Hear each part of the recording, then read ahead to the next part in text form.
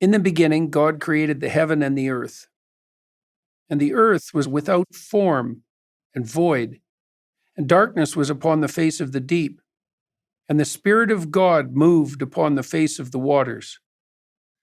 Genesis 1, 1-2. How is God presented as the great book of Genesis begins?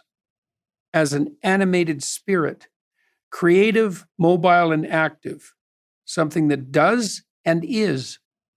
God is, in short, a character whose personality reveals itself as the biblical story proceeds. Genesis opens with a confrontation. God is moving upon the face of the waters. What does moving mean?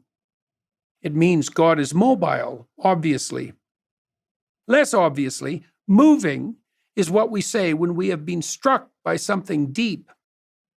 God is what has encountered us when new possibilities emerge and take shape. God is what we encounter when we're moved to the depths. What then does waters mean? Particularly the waters that God has not yet created. That is the ancient Hebrew teom, or tohu vabohu, chaos, potential, what lurks but has not yet been revealed, as water is the precondition for life, but also harbors the unknown in its depths. God is therefore the Spirit who faces chaos, who confronts the void, the deep, who voluntarily shapes what has not yet been realized and navigates the ever-transforming horizon of the future. God is the Spirit who engenders the opposites, light and darkness, earth and water, as well as the possibilities that emerge from the space between them. And God said, "Let there be a firmament in the midst of the waters, and let it divide the waters from the waters." And God made the firmament and divided the waters which were under the firmament from the waters which were above the firmament. And it was so.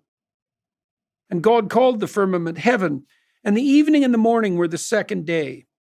And God said, "Let the waters under the heaven be gathered together unto one place, and let the dry land appear." And it was so. And God called the dry land earth, and the gathering together of the waters called the seas. And God saw that it was good. Genesis 1, 6-10.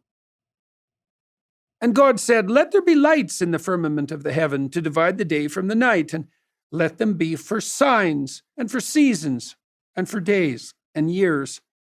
And let them be for lights in the firmament of the heaven to give light upon the earth." And it was so. Genesis 1, 14-15. How might we, in human terms, understand this first encounter with God? What is He? And what is He confronting? Imagine for a moment what you face when you awaken in the morning. Your attention does not seize on the objects that surround you, on the banal reality of your bedroom furniture. Instead, you ruminate on the challenges and opportunities of the day.